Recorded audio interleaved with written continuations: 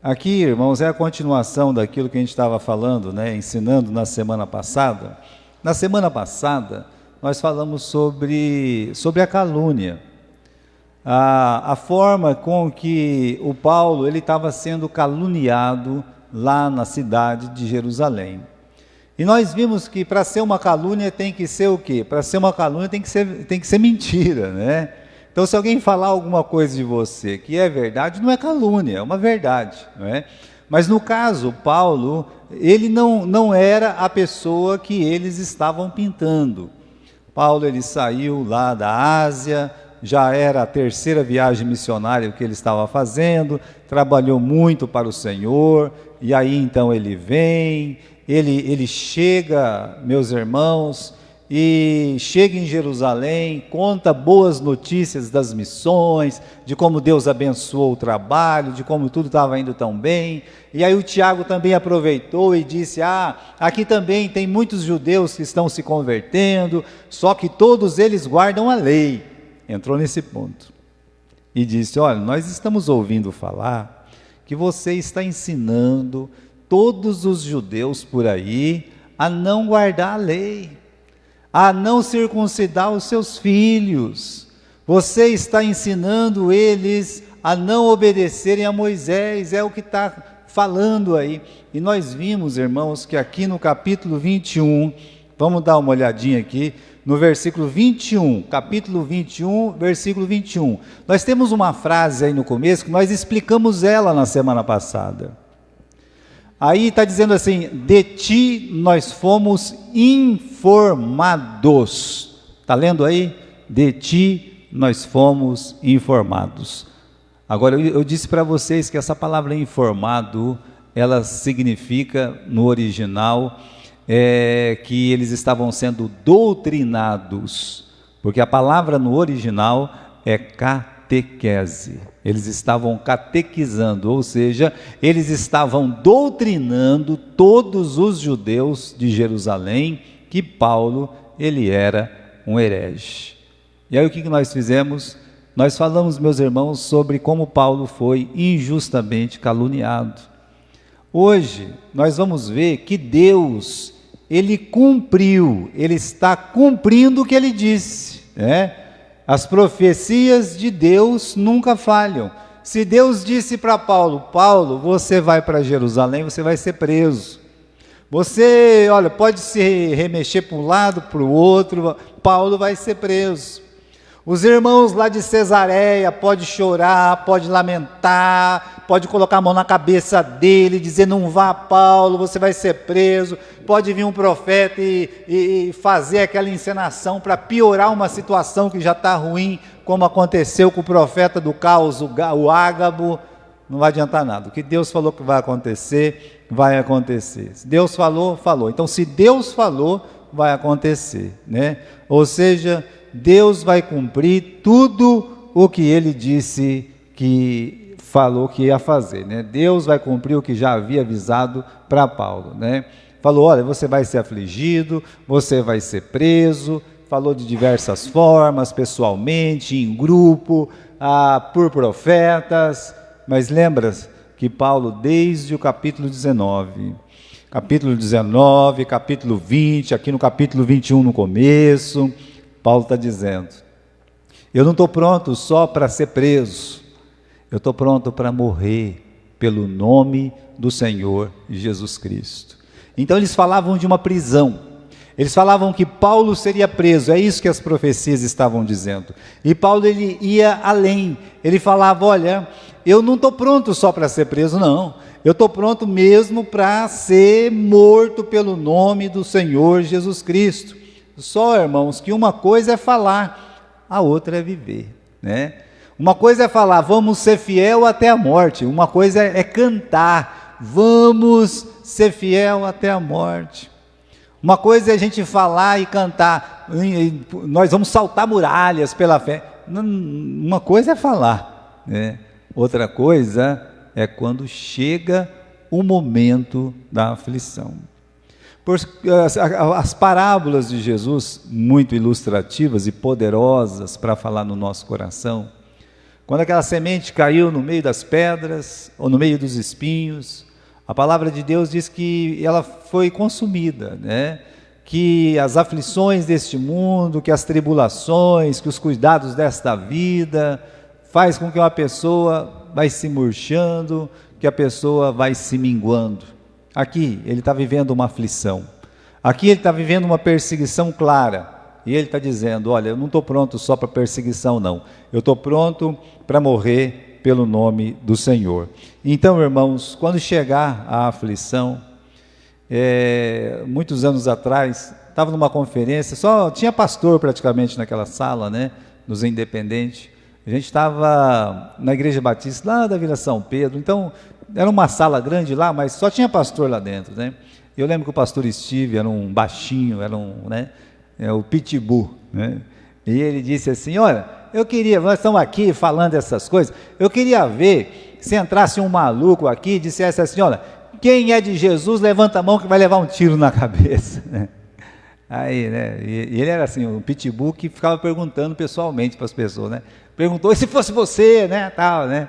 Aí a pessoa ficava toda ali, né, constrangida, porque é uma situação diferente, que nós não vivemos no Brasil, mas que muitos cristãos, em partes deste mundo, eles têm que conviver diariamente. Onde você não pode carregar uma Bíblia na sua mão, aonde você não pode expressar a sua fé, senão, onde você tem que cantar. Esse é outro pastor, o pastor Calvino, ele recebeu uma carta uma vez, e nessa carta era um missionário, né, que estava comentando de um outro missionário amigo, que era da Convenção Batista, e ele estava num daqueles países asiáticos. E ele disse que ele e a família dele já não podia mais sair de casa, mas eles tinham que fazer o culto. E eles tinham colocado guardas nos quarteirões para que, se ouvisse algum cântico, entrasse, arrombasse a porta e prendesse o pastor ou quem estava celebrando o culto. Então eles decidiram que eles não iam deixar de cantar, só que eles iam cantar só na cabeça. Eles falaram assim, 1, 2, 3, todo mundo cantando esse hino na cabeça, né? Porque as coisas eram difíceis. Portanto, meus irmãos, o que Paulo está passando aqui agora é prova viva da tribulação. Ele vai ser preso. Em outras ocasiões ele foi preso, mas rapidamente solto, como aconteceu lá, meus irmãos, na cidade, vamos ver aqui agora, né? Ele estava em Filipos, ele foi preso, e quando ele foi preso, ele foi rapidamente solto. Em outros lugares o amarraram e tudo mais, mas novamente ele foi solto. Ele não vai ser solto. É por isso que essa prisão foi anunciada pelo Senhor. Ele não seria solto mais, ele ficaria preso, tá bom? Então vamos ali, Paulo, ele é vítima de um ódio antigo. Paulo estava fazendo conforme o conselho de Tiago.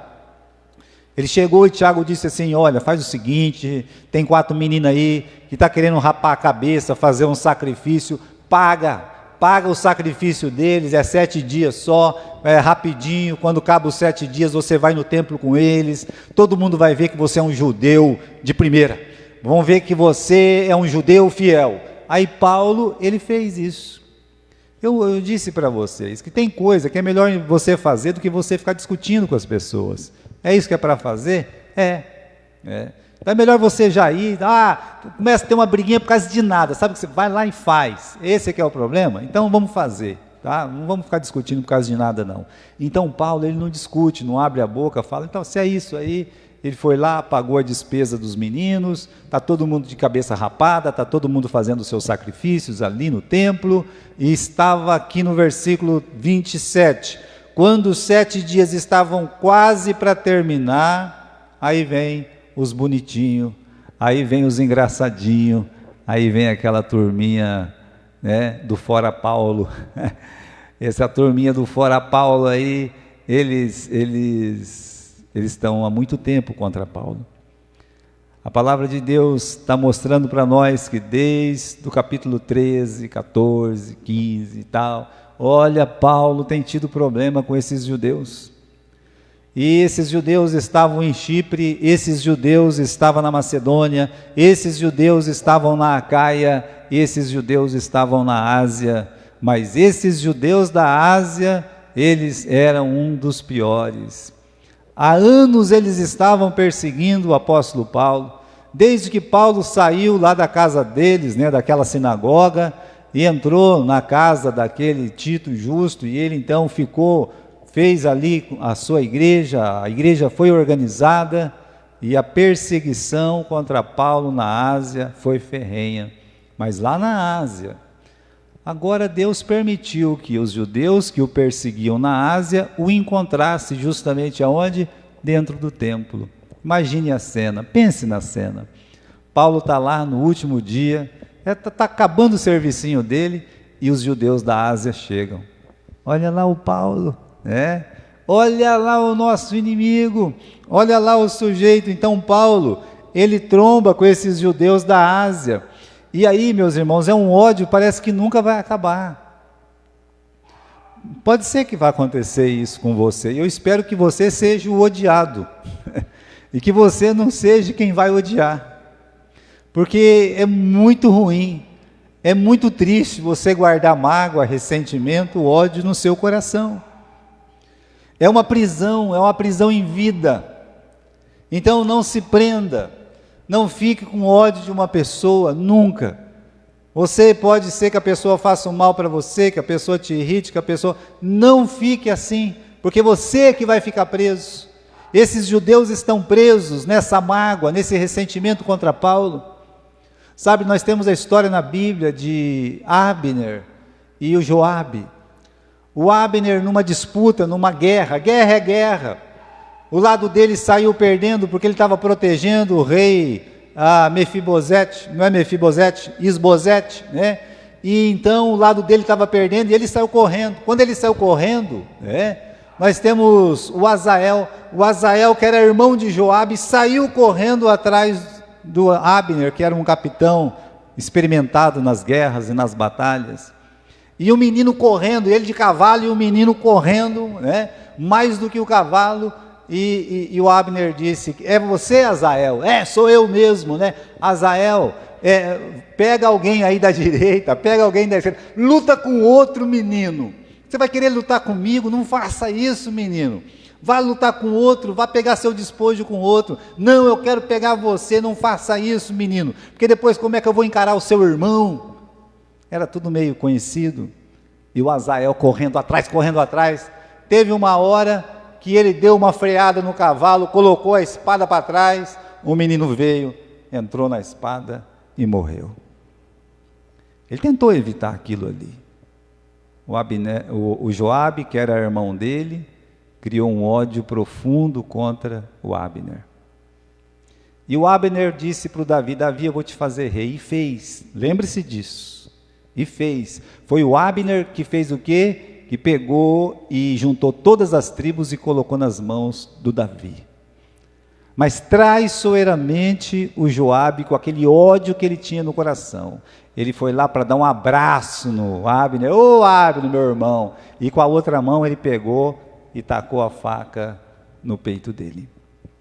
Por quê? Porque ele criou um ódio, e Joabe tinha isso no coração dele, ele carregava muito ódio. Meus irmãos, esses judeus, eles têm ódio de Paulo, estão perseguindo Paulo o tempo todo, não vai acabar nunca, não vai acabar, não acabou nunca, eles foram às últimas instâncias. Paulo foi preso e eles pagaram advogado para acusar Paulo, pagaram Tértulo, um dos maiores advogados da época, para acusar Paulo. Eles fizeram lá um motim para matar Paulo no meio do caminho. Meus irmãos, é um ódio que não acaba. Então que você seja o odiado se acontecer uma coisa dessa, mas não crie ressentimento e nem ódio de ninguém, porque isso é uma prisão em vida. Olha os gentios. Os gentios foram proibidos de entrar no templo. É uma pergunta, né? Gentios proibidos no templo? É verdade, né? Como pode alguém ser proibido, né? Pois é, mas era lei. Através dos judeus, Deus trouxe bênçãos para nós, 2 maravilhosas, mas é mais. Eu só quero falar rapidamente das 2.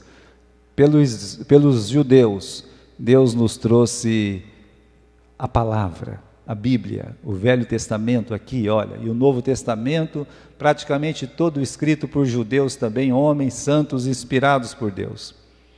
Mas, pelos judeus, Jesus é filho de Davi, filho de Abraão, né? Então, nós temos dois presentes maravilhosos que os judeus nos trouxeram. Agora, por que que Deus precisou criar uma igreja se já havia a religião dos judeus? Eles tinham a lei, eles tinham o sacerdócio, eles tinham os templos. Mesmo assim, irmãos, a igreja, ela não foi criada dentro de uma sinagoga. A igreja foi criada ao relento e depois confirmada dentro de um cenáculo com 12 homens. Deus não criou dentro do templo nem dentro de uma sinagoga a sua igreja. E nem permitiu que a sua igreja ficasse dentro de um templo e dentro de uma sinagoga. Por que que Deus fez isso? Deus preferiu criar uma religião fora do templo e a explicação está aí, tá? Porque no templo um gentil não podia entrar. Você não pode entrar. Se eles reconstruíram o templo, desculpa, meu irmão, você pode gostar muito do templo, você pode gostar das coisas, né, que existem lá dentro, o candelabro, a mesa da proposição, que mais que tem lá? A arca, o propiciatório, né? Você pode gostar de tudo isso aí, você pode gostar da tenda, das coisas que estão lá fora, o altar, a bacia, você pode gostar de tudo, mas você não vai poder entrar lá dentro. Um gentil não pode entrar lá dentro, eu não posso. Se você é gentil, você não pode também. É por isso que Deus criou a igreja do Senhor Jesus Cristo, a instituição igreja. A igreja é para todos, é de fora para dentro, né? Então todos são chamados a vir, todos, quem são todos? Gentios, judeus, todas as pessoas, a fé é para todos, ao chamado, primeiro do judeu, depois do gentio. Então, meus irmãos, não cabia mesmo a igreja dentro do templo, não é verdade? Então o templo tinha que virar uma igreja, né? E aqui no capítulo 21, diz o versículo 27, que esses judeus da Ásia ouviram, e aí então alvoroçaram todo o povo, lançaram mão dele, gritando: homens israelitas, socorro, ou acode, né? Este é o homem que por todas as partes ensina todos contra o povo e contra a lei e contra este lugar. E ademais disto, introduziu no templo os gregos e profanou este santo lugar. Novamente, o Paulo, ele é caluniado.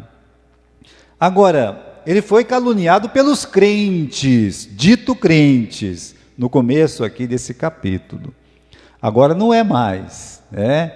Agora são os judeus da Ásia que estão acusando ele. Estão acusando dele fazer o quê? Ensinar todos os homens de todos os lugares contra o povo, contra a lei, contra este lugar, tá vendo? Né?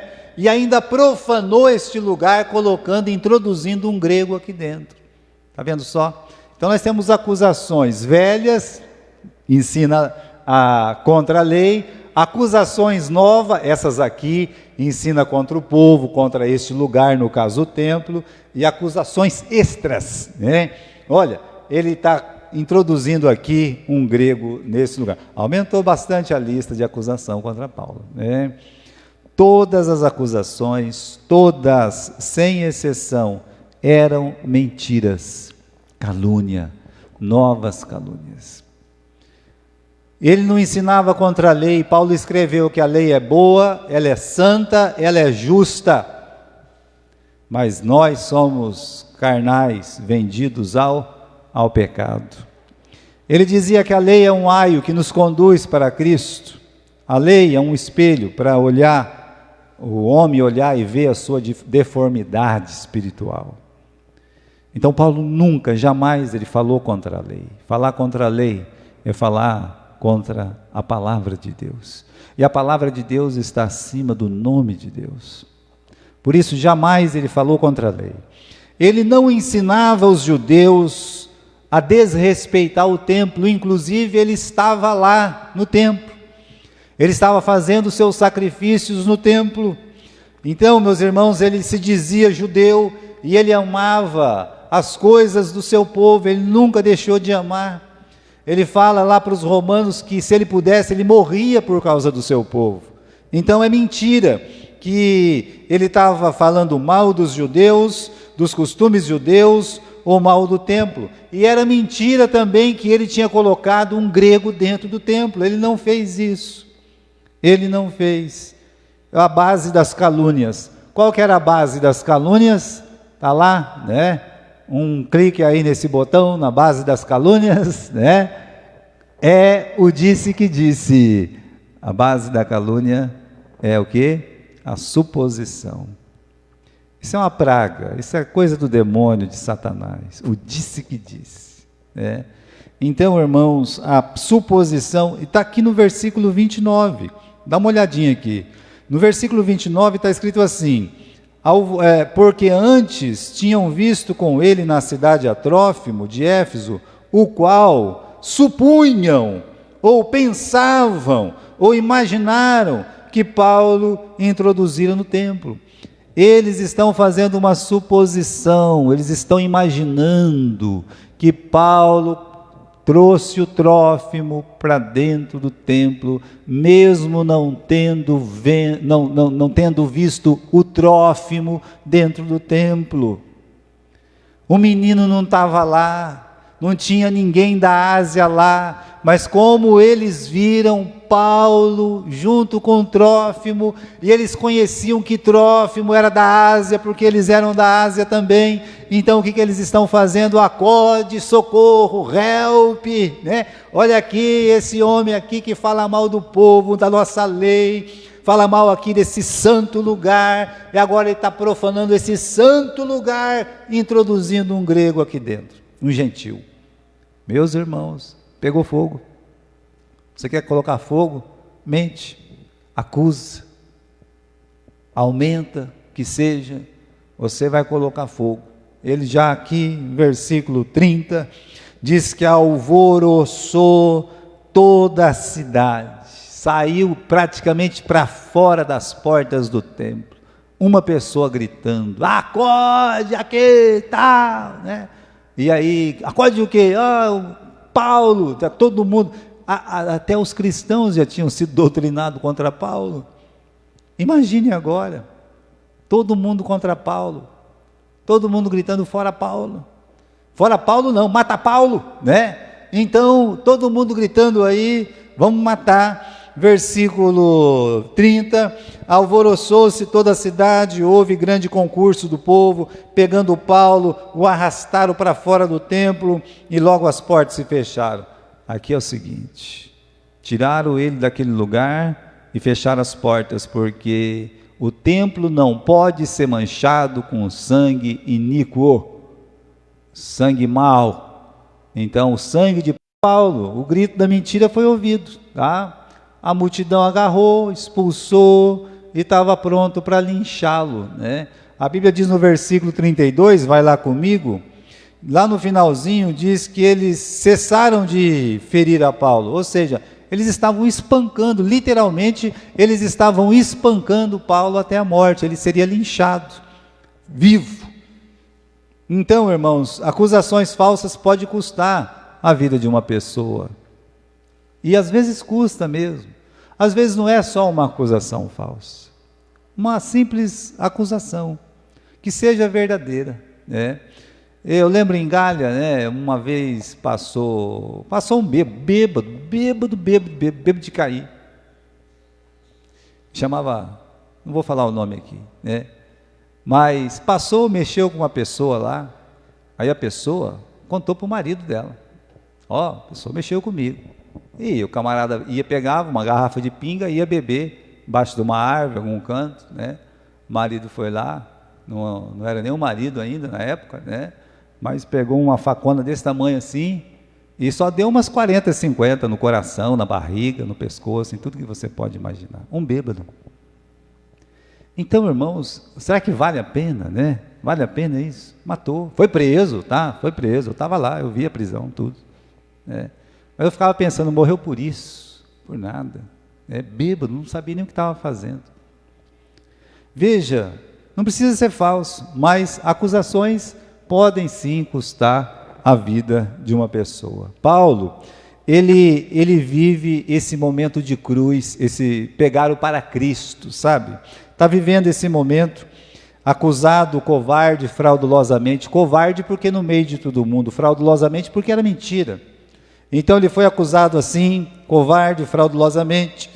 A sua prisão, o aclame público, de todo mundo gritando, você pode olhar aí no versículo 31, que diz que procurando eles matá-lo, chegou ao tribuno, esse grito aí, Então, todo mundo procurava matar, todo mundo falando, fora com ele, mata.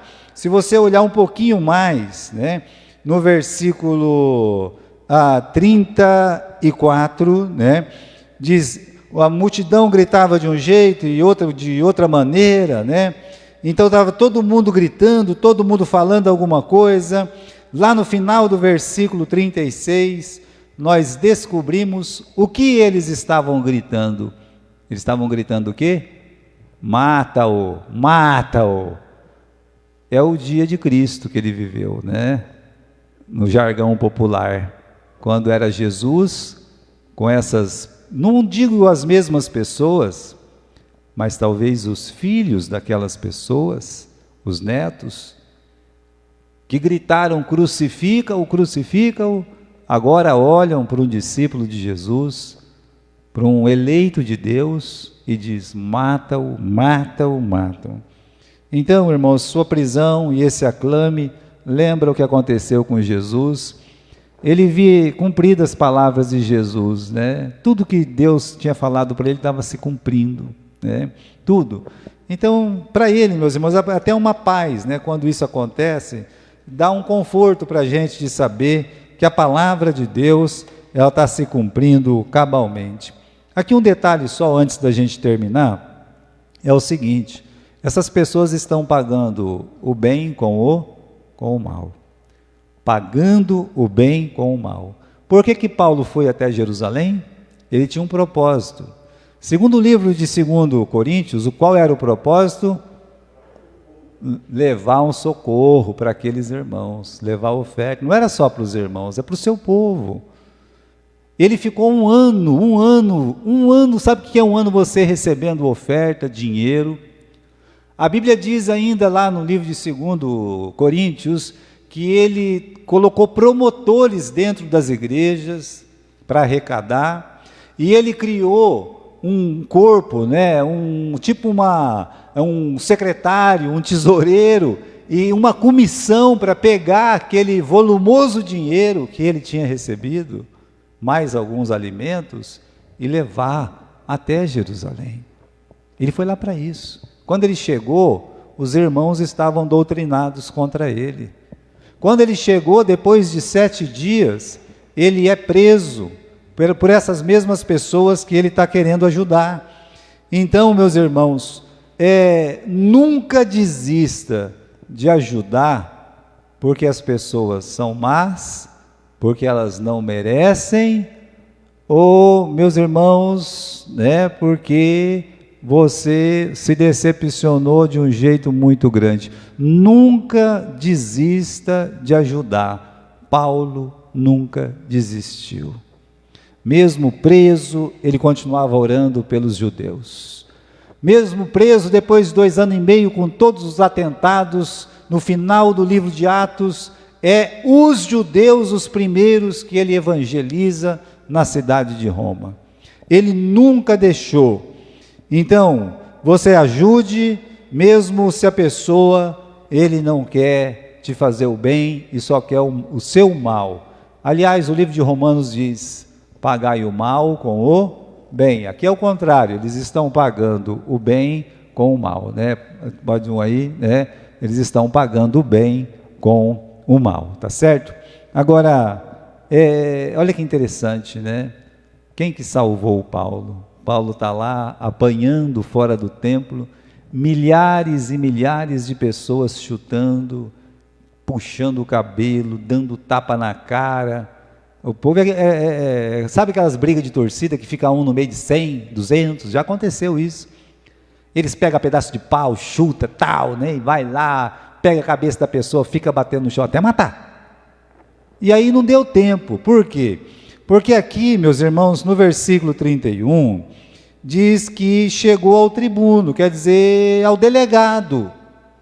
O delegado ficou sabendo, pegou soldados, os centuriões, ou seja, pegou muita gente, era uma tropa de elite mesmo, que sabia que em Jerusalém, com 500.000 pessoas durante a festa, era preciso que toda a soldadesca que tinha em Cesareia, que tinha em Cafarnaum, que tinha lá nos outros centros, tinha que se dirigir tudo para Jerusalém. Então, pegou aquela tropa forte e fez o quê? Entrou no meio, fez uma parede humana e tirou Paulo de lá. Porque quando eles viram os tribunos, eles pararam imediatamente de bater em Paulo.